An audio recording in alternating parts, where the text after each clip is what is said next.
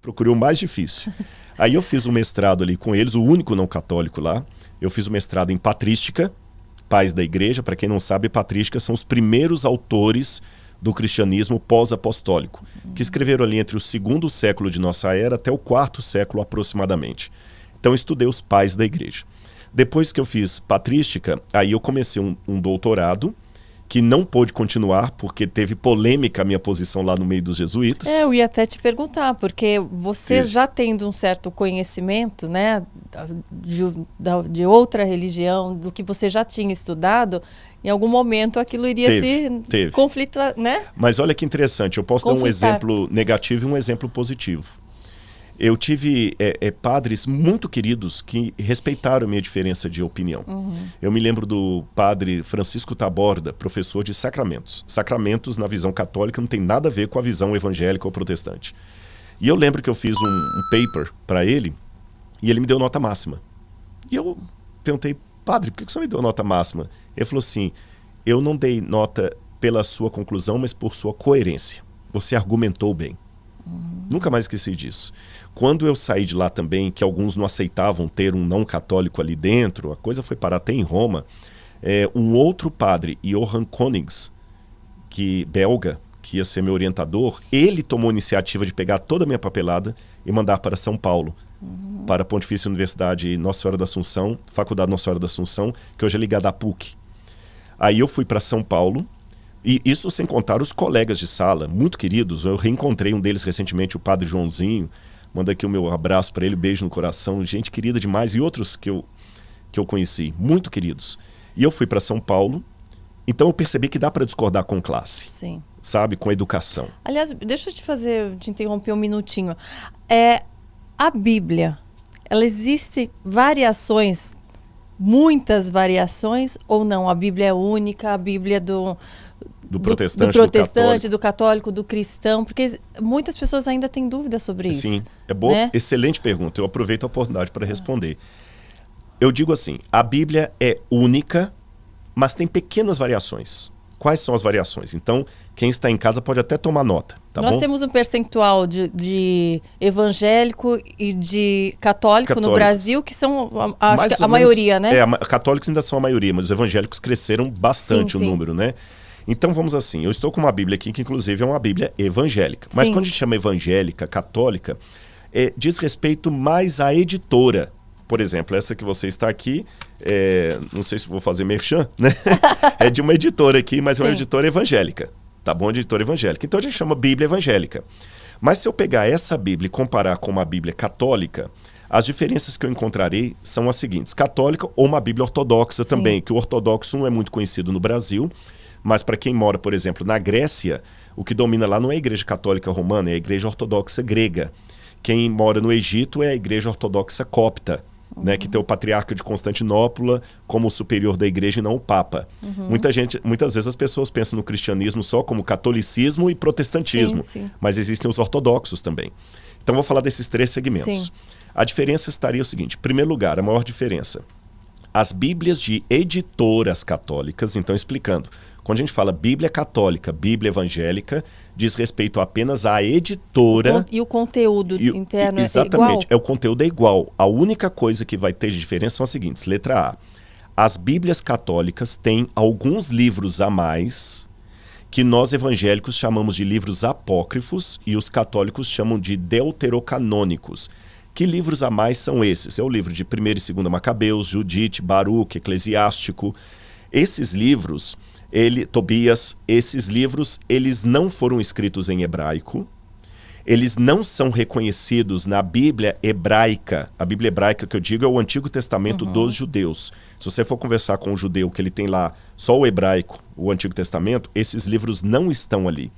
Eles não fazem parte do cânon da lista de livros sagrados segundo o judaísmo, e nem faziam na época de Jesus, tá certo? Flávio Josefo lista os livros que tem, que eram 22, mas esses livros não estariam ali. Alguns católicos dizem, mas estavam na tradução grega da Bíblia. Mas isso também não é bem assim, porque as cópias em grego que temos são do período cristão, aí eu precisaria de um outro espaço para responder. Mas, grosso modo, esses livros não estavam lá. A Igreja Católica só reconheceu esses livros como sagrados, esses que eu mencionei aqui, no Concílio de Trento. Antes disso, não tinha nenhuma declaração oficial da Igreja que esses livros fossem sagrados. Embora, a bem da verdade, quando Jerônimo, no IV século, a pedido do Papa Dámaso, foi traduzir a Bíblia para o latim, ele acrescentou esses livros a pedido do Papa Dámaso. Ele até coloca uma nota assim: esses livros não fazem parte do texto hebraico. E do que se tratam esses livros? Eles falam sobre esses o quê? Livros, até para complementar, eu esqueci, além desses livros, há também acréscimos ao livro de Esther e ao livro de Daniel, dois capítulos a mais ali. Esses livros tratam assim, por exemplo, Tobias é a história de Tobias que encontra com um anjo. E algumas dessas histórias entram até em conflito com outras doutrinas da Bíblia. Por exemplo, o anjo ensina para ele alguma coisa parecendo magia, sabe? De colocar um peixe na brasa para poder ter revelação. Isso é uma coisa meio estranha. O livro de Macabeus, por exemplo, os livros de Macabeus, eles contam a história da Guerra dos Macabeus, que aconteceu justamente no período que os judeus dizem que não houve revelação de Deus. Porque mais ou menos 400 anos antes de Cristo, quase 4 séculos, Deus não tinha dado nenhuma revelação profética. Houve um silêncio profético. Os judeus dizem isso. E esse livro dos Macabeus foi escrito nessa época.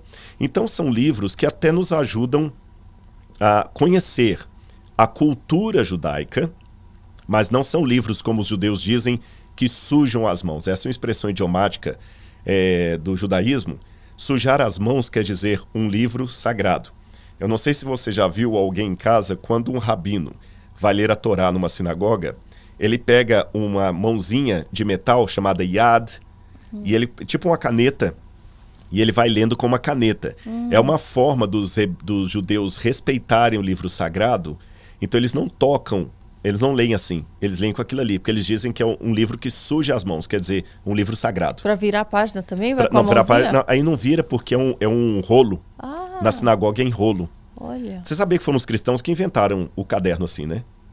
Não sabia. Depois eu posso falar disso Mas aqui. Mas existe também, não existe Torá já assim? Existe, mas foi criada pelos cristãos, esse formato. Mas depois eu posso te falar sobre isso aqui. Então esses livros, eles não fazem parte dos livros sagrados, e a Igreja Católica só os reconheceu mesmo no Concílio de Trento, que foi uma situação de disputa com a Reforma.